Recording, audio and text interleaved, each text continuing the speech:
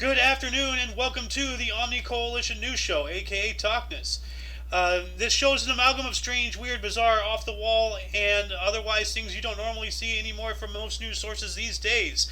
During a time of political overabundance and divisiveness, we present you with more unifying topics to discuss for the most part.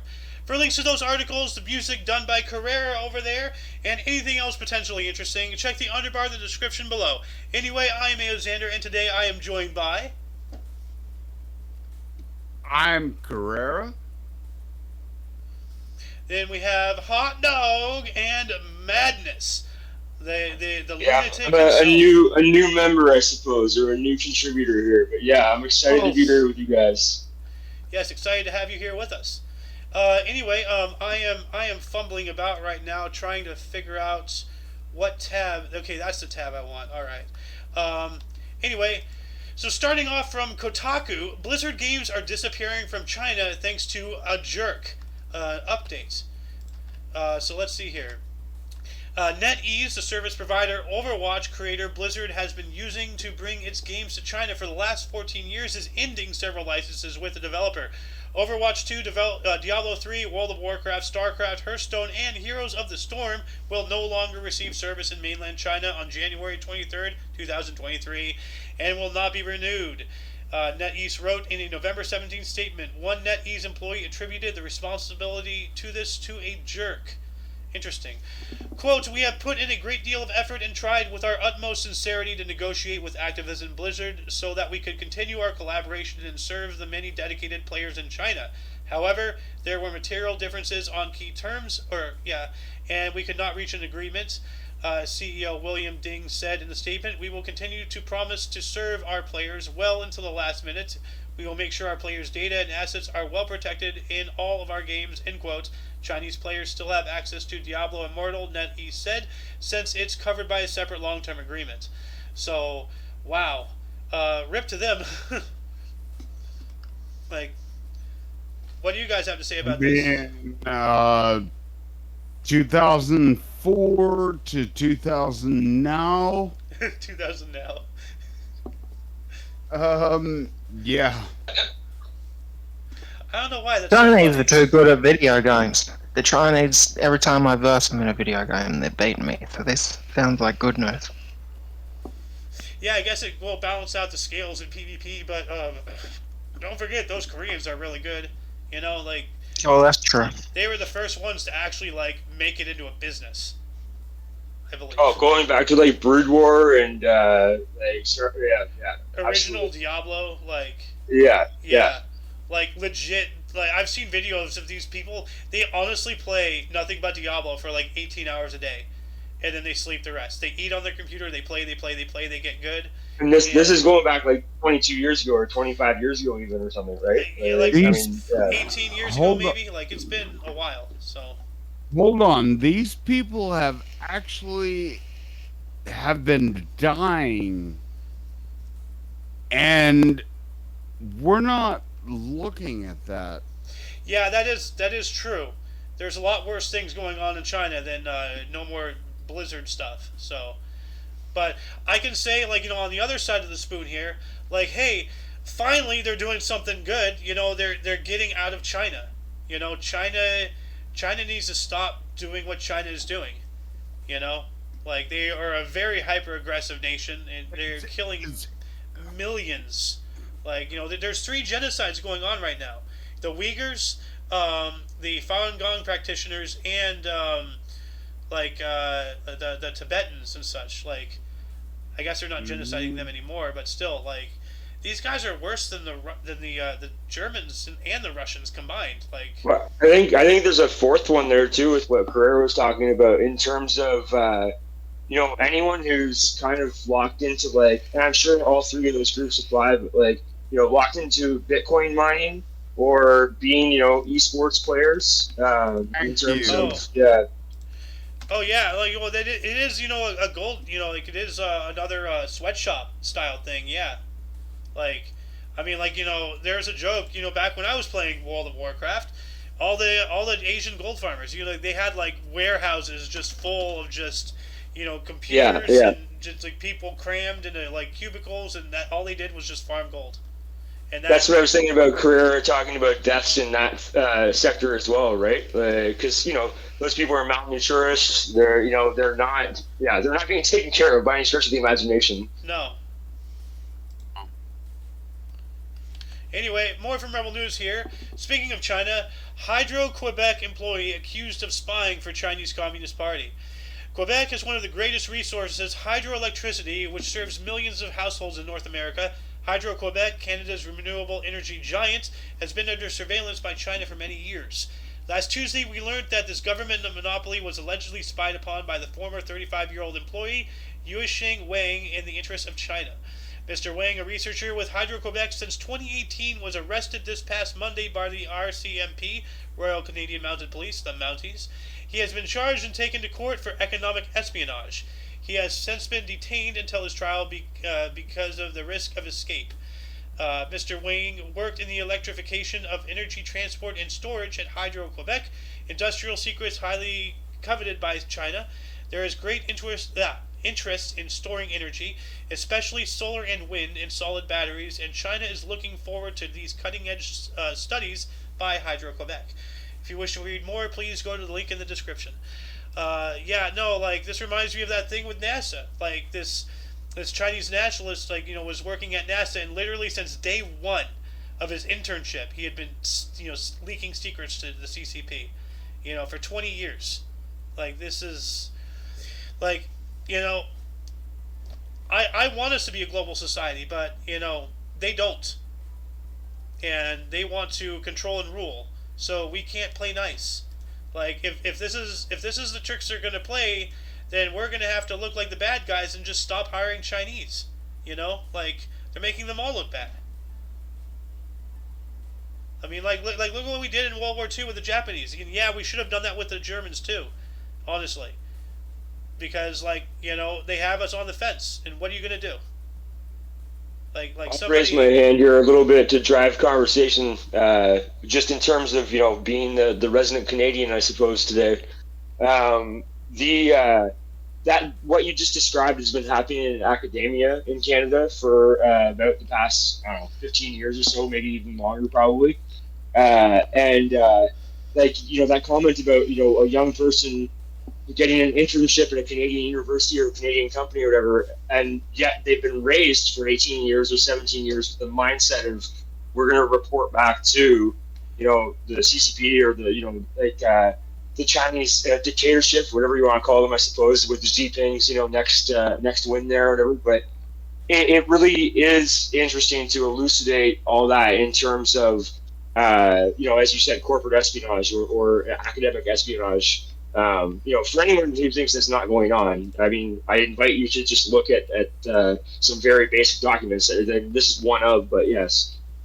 Well, yeah, yesterday, I believe, or the day before, we were talking about how there's Chinese but police stations in, Quebec and Canada and various places, Yeah. And they were just, Rebel News, I believe, was just reporting on that recently, weren't they? Yeah, this is one of our sources, Chinese police officers on Canadian soil enforcing Chinese laws. How the fuck? What?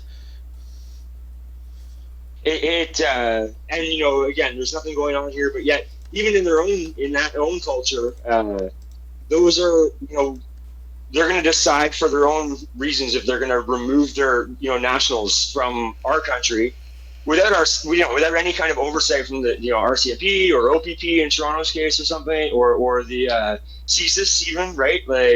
And in that case, those people, if they're breaking their own rules, are still getting in trouble. They're going back to China to be punished or whatever it is too, right? It's just they've left kind of what their lives have been like here, and they get just totally dragged out. Anyways, you get the ball. What I'm saying, you go on. Dude, could you imagine living a life knowing that no matter where you go on this earth, you're being watched over by the people that you're trying to flee?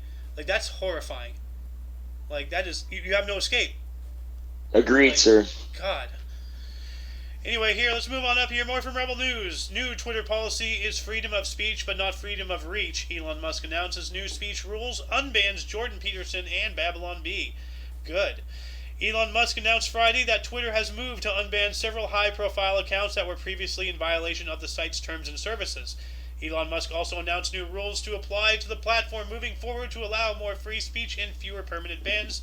Twitter lifted its ban on Babbling Bee, the satirical publication banned for misgendering the Biden administration's Admiral Rachel Levine, who is transgender. Wow. Twitter has also lifted a ban on Professor Jordan Peterson, who was suspended for questioning radical gender ideology. Wow. In addition, Musk unbanned Kathy Griffin, the comedian who violated the site's terms against impersonations. Quote, new Twitter policy is freedom of speech, but not freedom of reach, wrote Musk. Negative/hate tweets will be maxed, deboosted, and demonetized, so no ads or other revenue to Twitter, end quote. So, good. Like, actually making things a little bit better. Like, we were talking before the show, like, I'm going to be making a Twitter here for the Omni Coalition soon. We're actually getting an ethical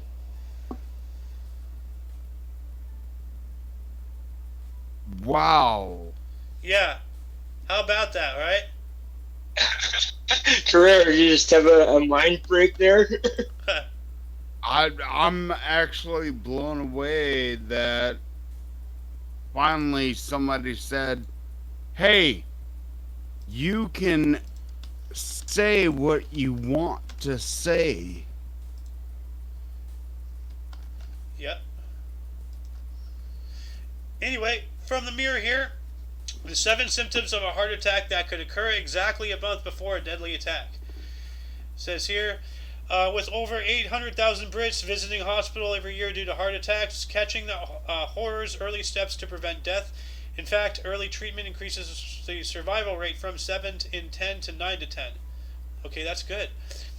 A heart attack or myocardial infarction occurs when the supply of blood to the heart is suddenly blocked, typically caused by a blood clot. It is a serious medical emergency, and the NHS, National Health Service, I believe, advises that you should call 999, this is the UK of course, and ask for an ambulance if you suspect you or someone else is having a heart attack. In the States it's 911. In Canada I don't know what it is. It's also 911 up here, yeah. Okay. Yeah. It goes on to say the lack of blood to the heart may cause severe damage to heart muscles and be life-threatening. Earlier this year, the NHS England has launched a brand new life-saving campaign to help prevent heart attack deaths in the UK. That campaign aims to encourage more people to dial 999 as soon as they experience the early signs of a heart attack. Okay, so yeah. What are they? Let's see. Symptoms include sleep disturbance, shortness of breath, indigestion, anxiety, heavy, weak arms or legs, changes in thinking, loss of appetite. Well, I have most of those. That's not good. Wow, what does that say about me? I don't know. I guess I'm overdue for one, actually. But it's not funny. Sorry. Can I get both of those points, Xander? Like in terms of the Twitter article that you just read in the heart attack article, it's. I mean, on one side you have Elon doing pretty much anything he can to bring actual free speech back to this platform, right? This is why you see people leaving and coming and going. It doesn't really matter. It's based on their own personal choices in terms of how the past 2 years have gone for them. But the myocarditis or any kind of those problems, obviously not obviously necessarily, but it's coming to light that it's any reason but whether or not you got vaccinated or not, right? Is that kind of we're going there? Well, there's not really. It's not saying any link here, but like maybe this sudden. Well, this is every year, but maybe they're wording it differently. Maybe so are we seeing historical differences? That's a question I think one of the UK groups I'm working with are asking. Well, I would say yes, because there are a lot of these people like celebrities and these people like in award ceremonies and stuff who've been like vaccinated or boosted or whatever, and suddenly they just collapse. Like that's happened so many times. Like it's never happened before. Like every now and then, yeah, somebody has some kind of problem, and now they're just dropping like flies. And there's a universal thing that links them all, and maybe that's the reason. So right. Well, can we go back to the first point then too? Sorry, go on. excess deaths have been up in nearly every country since the vaccinations. And that's if they take into account the time period before the pandemic even started, there are higher deaths in many different types of sicknesses and illnesses, not just heart attacks. Oh yeah, no, there's literally a billion ways to die. Like, I mean, it's extra. More people are dying after the vaccination than before, like excess. There's an extra amount. I didn't want to get us lost on this, Xander, but to bring it back to your first, the other article about Elon Musk and the demonetizing of tweets and stuff, yeah, and the deboosting, you know, that obviously, I guess the reason I jumped to the vaccination was because that was a very, very topical, moment where people were getting, I think about Alex Berenson, let's say, or something, but people were getting taken off Twitter because of what they were saying about the actual data.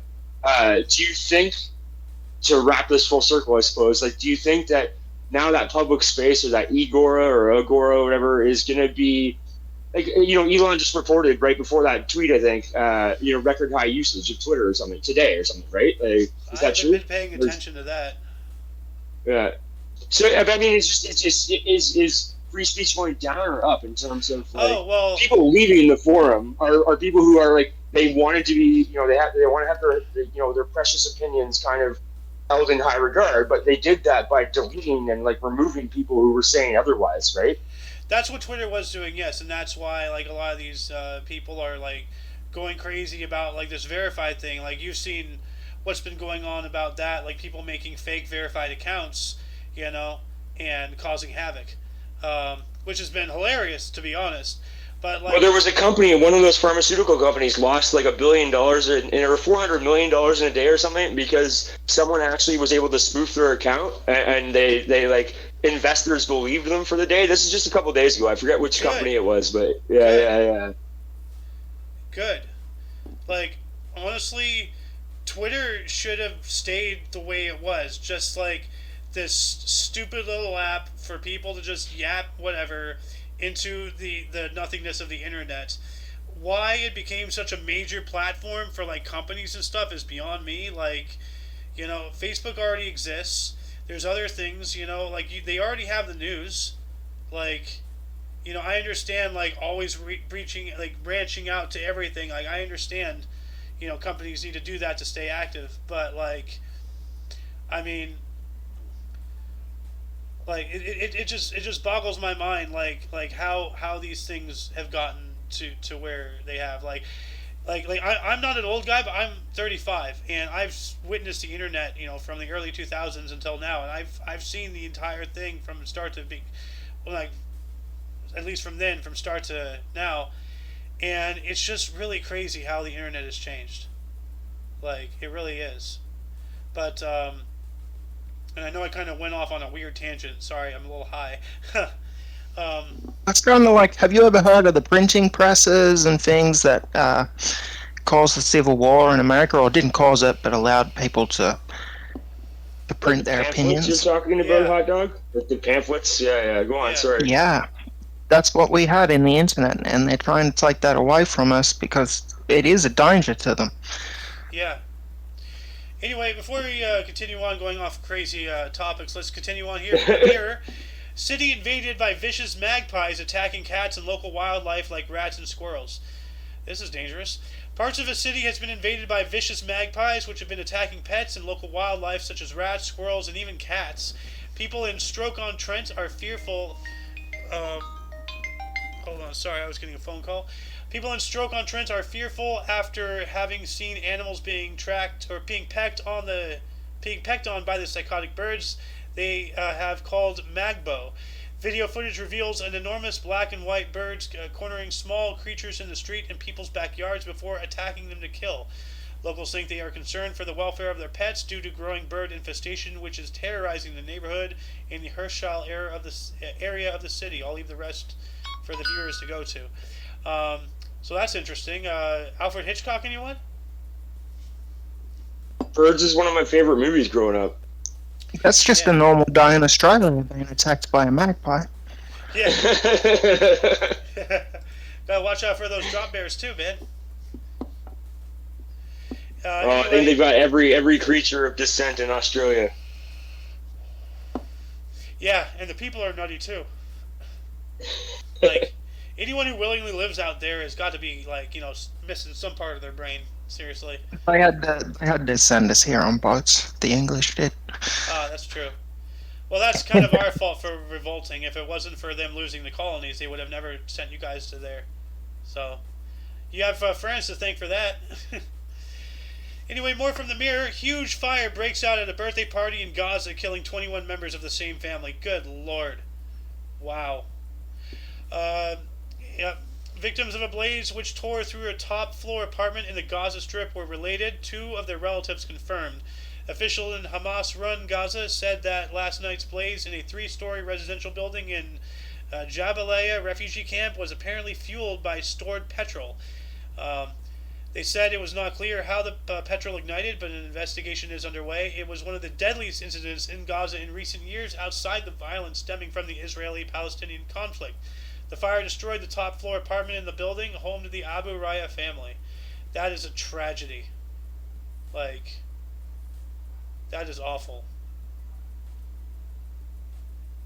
Does anybody have to say anything about that? Did I lose my audio? No, I'm right here. Yeah, you're still here, Xander. Okay. I mean, obviously that could just be an actual tragedy, and then there are reasons to believe that things like that would be targeted.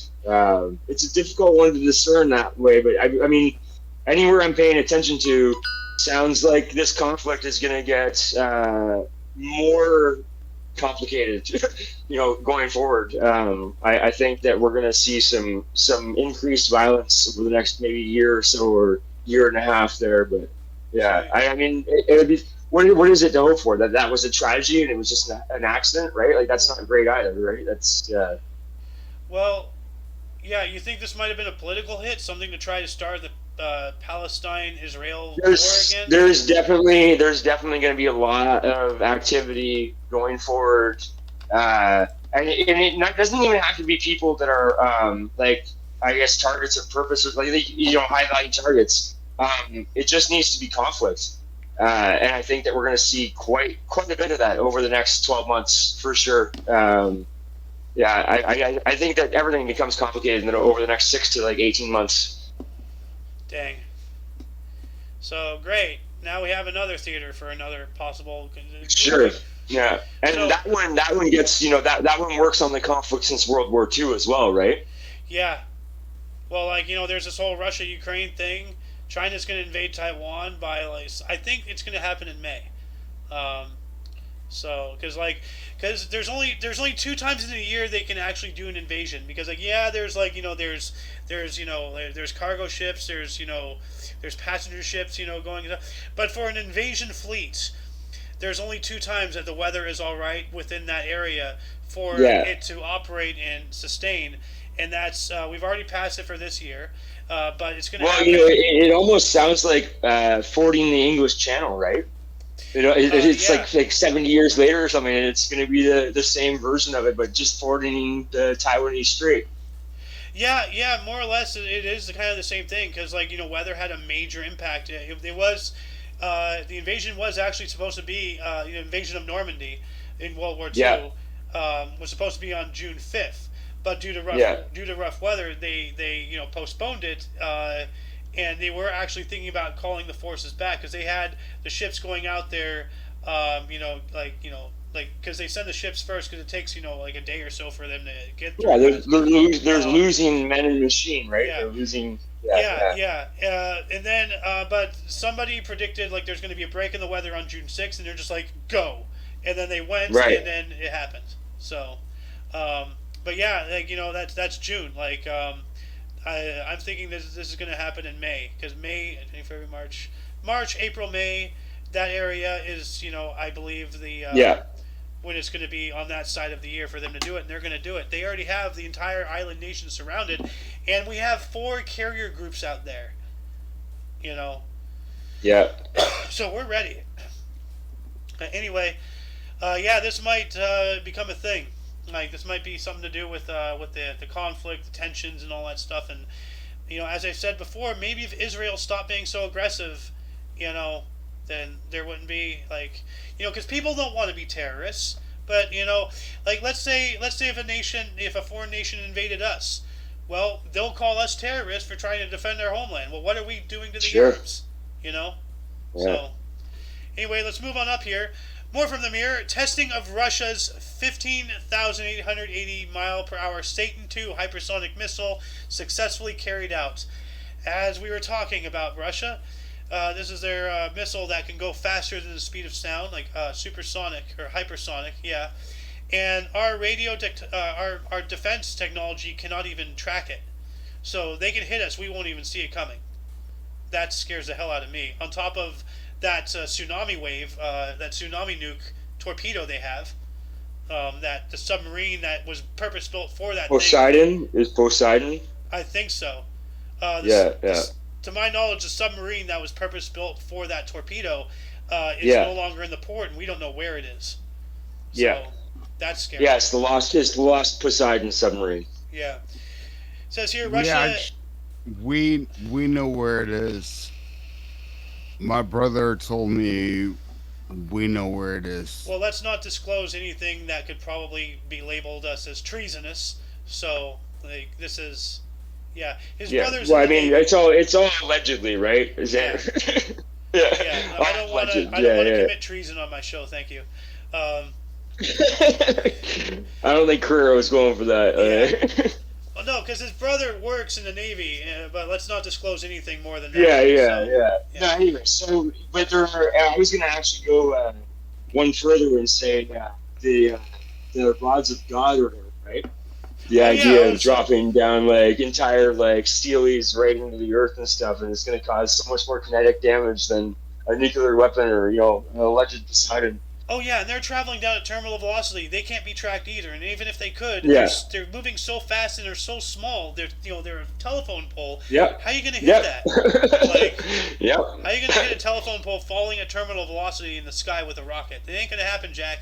Maybe. I'm not sure that the shrapnel, like the wood chips, would be much better coming from that range or whatever, unless they burned up or something, right? Lasers, however, now speaking of kinetic bombardment, I was watching a video from Simon Whistler about that last night. But speaking of the other thing that I just forgot, we were talking about rods from God, and then we were talking about lasers. Yeah, the other day we did an article about the Navy now has an actual functioning defensive and potentially offensive laser weapon. So we now have laser weapons. It is official. Specifically for taking out missiles too, wasn't it? Yeah, but this is not just a laser tracker. This is an actual focus beam of light strong enough to heat up a target to cause it to destroy. Yes, we are now in the Star Trek age. We are in the Star Trek age. We have the Space Force, and our Navy now has lasers. So this is the start. Welcome to the start of the true space age. So anyway, here it says Russia has claimed flight tests of its giant Satan II hypersonic missile. What a name, Satan. Have been successfully carried out, but no specific new launch details were given by the commander of Russian Strategic Missile Forces, RVSN, Colonel General Sergei Karakeev, who made the announcement. This contrasts with April, when information was given immediately on the first test flight of Vladimir Putin's unstoppable 15,880 mile per hour hypersonic big beast known as Moscow at Sarmat. Karakeev stated today that, quote, flight tests of the Sarmat missile system have been successfully carried out, end quote, according to a Russian Defense Military statement. So far, no videos or pictures showing new launches have been produced. This is horrifying. So, I think we already talked enough about all this. So, let's move on up here. Actually, do I have this link? No, I do not. So, there we go. Moving on up here from UPI, otherwise known as UPI, world's largest published book unveiled in Texas. Everything is indeed bigger in Texas. Proving Carrera right yet again. Why can't I talk today? Texas nonprofit and a museum teamed up to break the Guinness World Record for largest book published, with a tome measuring 7 feet tall and 11 feet wide. Literacy nonprofit I Write and the Bryan Museum in Galveston teamed up to create a massive version of the book I Am Texas, which contains writing and artwork from 1,000 Texas students from 3rd to 12th grades. The book, which has actually, I'm just going to leave that because it's not really a long article, so I'll leave that for the viewers to go and read the rest. But this is awesome. Like, it's a book in Texas, of Texas, about Texas, made from Texans. Like, this is the most Texas thing you can get, unless you slap a porterhouse on the pages or something. Oh my god.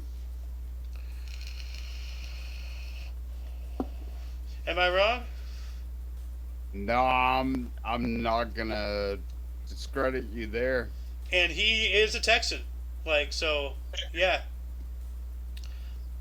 Yeah, all my exes live in Texas. Yeah, I have an ex in Texas, actually, Alice. Her name, I'm not going to reveal her name, but she lived in Houston at the time. So, anyway, I got that link. So let's see, more from Oopie. Slackliner crosses between 2 hot air balloons over Brazil. Oh, God. Like, my ex is leaving Texas. And there she is, the lady of the hour. How you doing, Alice? Miss Pam Poobie. Oh, living the dream. I just want to pop in real quick. I just was watching your show and I heard something about Texas and I was like, what? Texas? Texas? Biggest book, apparently. The biggest book in the world published. Yeah. Alright. Well, I'm going to go back to watching the show since I'm at work. So Okay. I just want to pop in and be like, be cool, stay in school, don't do drugs, drive safe, don't rape. I do all the drugs. Well, just drive safe and not rape, okay? I can't speak for him yet. Always? That was not my word. Carrera, I'm looking at your 94037 tag there. You better let that tag on your microphone there know not to drive safe. Oh, I mean, to drive safe and not rape, okay? I do not drive drunk, so you know this. Thank God for that. Good. I do. Yeah. But I do. Alice, don't be bad, Alice. How dare you assume that I don't drive safely? Oh, Don't God. tell me what to do. Anyway, it says here, an All right, back to accomplished yourself. slackliner showed off his balance skills by taking a walk on a line suspended between 2 hot air balloons over his Brazilian hometown. Rafael Berti, who previously earned the Guinness World Record for highest slackline walk when he crossed between 2 balloons 6,236 feet over Praia Grande in Santa Catarina, Brazil, replicated the stunt over the city of Florianopolis in honor of his hometown. The stunt was sponsored by camera company Insta360, which posted video of the slackline walk on YouTube. Ooh, so let's see here. Is this a link here? Yeah. That Well, I'm is going to have this link here for you to watch. terrifying. I am not going to watch because this makes me very, very nervous. So, That's terrifying. yeah, no thank you. I'm good. And that's a slack line, so it's not a tightrope. So that thing is No. wiggling and you're over 6,000. You're literally over a mile in the fucking sky. Hell no. One of my exes was big on slacklining, Xander, and it is absolutely terrifying. Well, now I know why she's your ex. That joke could get really dark depending on how you look at it. Wow. I just realized No, that. she's alive. She's alive. Okay, Don't worry. good. Yeah, Okay, she's good. fine. Yeah. I realized, oh fuck, what if she died? Like, maybe that's why she... Oh, no! No, she's alive and well. She's Okay, alive good. and well. Alright, so moving from that to our last article here, one more from Oopie. Car repair manual returned to Minnesota Library 47 years late. Well, at least it's back, you know? A Minnesota library said a car repair manual checked out in 1975 was anonymously returned with an apologetic letter. Have you ever heard of? No, there's some libraries. Well, certainly in Canada, but definitely in the States as well, and maybe the UK. But libraries are ruthless on like penalizing their patrons in terms of having late fees or something. What about Minnesota? Was it the final piece of paper that was like trying to make St. Peter be the state capital? Oh. Yeah, like I saw something about that. Like, actually, Okay. let's see here. Was it in here? Minnesota, so I had to pop Yeah. back in after I left. The council race in Michigan town settled by 2 pieces of paper. Is that what you're talking about? Yeah, it was one of your last articles. No, we're talking about a Something car. Oh. We're talking about a car repair thing, but I have kind of skimmed over this article here a couple of times, so we'll make that our last one. But yeah, the article continues on here. The Washington County Library System said in a Facebook post that the book Chilton's Foreign Car Repair Manual, German, Swedish, Italian Cars Volume 1, arrived recently via mail at the Lake Elmo Library. An unsigned letter included with the package explained the borrower had checked the book out to help with a Mercedes-Benz repair project in the mid-70s. The letter continued to explain the former patron had forgotten to return the book before moving away from Lake Elmo a few months later. Said. Oh, I know Lake Is it- Elmo. Is there a charge? Is there a charge? Oh yeah, Macy's are horrible out here. Out there. Well, no, it was returned anonymously, so they don't know who to charge. So they just gotta, eat the fee. I know, but did they put a number to it? I kind of want to hear the number on a 47-year late book. Well, I don't even know how to begin looking for that. Like, No, when I said I thought you said 140 or something, but then again I was like, wait, United States Minnesota hasn't been a state that long yet. I don't Right? think. Yeah. But I do know of a fun story about Minnesota. There was this lawyer who was all hell bent on St. Paul, Minnesota being the state capital. So he took and stole the legislation because they were going to try to make St. Peter, which is like a southern town in Minnesota, like a couple hours, like an hour and some change away maybe from the Twin Cities, to be the state capital. So this lawyer stole the paperwork to keep St. Paul as the capital. wow. And did not resurface until after it expired, the paperwork expired for that. So instead of being St. Peter, Minnesota as the state capital, it became St. Paul, Minnesota. So you're talking about an entirely different situation. Yeah, Like- I just heard it wrong. And I thought it was Similar late fee or something. Similar comeback to it. I thought you were talking about this news article that I popped up here, because that's what I thought I heard you say. Okay. And then I heard wrong because I was having a little whatever, so that's why I left the chat again and came back in. So I thought you were talking about that. So we're talking about three different subject matters entirely in this full conversation. Well, you know what? This is what happens when Pam Poopy comes to town. Yeah. This is what happens when Pam Poopy comes to town. I don't want to babysit mushroom people.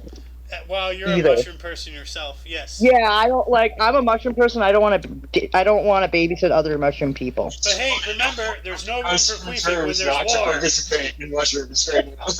Wait, hey, sorry, Korea. What was Xander? What was that you were saying? Madness was saying something. I just said I was encouraged not to do drugs while I had this conversation, so I can speak for myself. But yeah, This Don't conversation blame is it on drugs. me. Don't blame it on me. You did them on your own accord. I didn't shove them down your throat.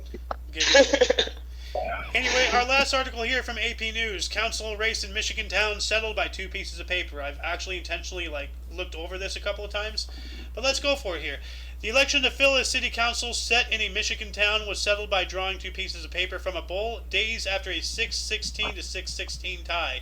The new council member in Rogers City, Timon Adair, whose paper was elected.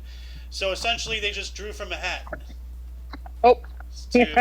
For lottery for city council member. Interesting. That sounds lovely. Yep. Anyway, without further ado, I believe that shall conclude the show. Once again, you can check the underbar of the description for any links you may be interested in, which includes but not limited to all things Omni Coalition. We don't just stream live on my channel. The Omni Coalition, the group itself, has its own YouTube. It has a Rumble, it has a BitChute. Go check those out. Especially with how fast we're growing, it's just a matter of time before Google looks at us and so. Hey. Anyway, Hey, buddy. yeah. Hey, what are you doing here? Hey, buddy. I'm walking here. Hey, I'm New Hey. York here. Anyway, for your I'm dose here. of different, odd, and otherwise unknown news, we stream Monday through Friday at 2 p.m. Pacific Time, which is what Which I believe is 5 p.m. Eastern time. Yeah, I believe so. Yeah. It's And I make the music, so yes, you do. what? You are the music man, the music maker. Anyway, Hey, Mr. Tambourine Man. anyway, for all of you and all of us, I am A.O. Xander. I'm That's Guerrero. Carrera. Yep. Then And we got a new Madness, I guy guess the here. newest member here. yeah. Nice to meet you all. Nice. We got a Yeah. new guy here, Madness. Yep. We have good Madness old everywhere. Pam You guys can Booby, figure out who I aka am Alice. if you want. And we Yeah. have Hot Dog. And who is Alice, aka Pam Poovy? Oh shit, snacks! Yep. Anyway, until you catch us next Monday, or if you're interested in history, we stream every day at 10 in the morning Pacific time for that. Whenever you see us 1 next time. p.m. Eastern. Yep, for the history show, TDH. And we actually have a news show starting up tomorrow about ufology, science, paranormal, technology, all that rigmarole and whatnot. Starting tomorrow at 2. And then Sunday, of course, is the Kicked Peanuts, which is our talk show at 2. Well, yes, the Kicking the Peanut on Sunday. Yep. Anyway, until you catch us whenever you do, until then, don't forget to look right and left at every intersection, rate 5 thumbs, and subscribe. Toodles! Drive safe, don't rape! Peace.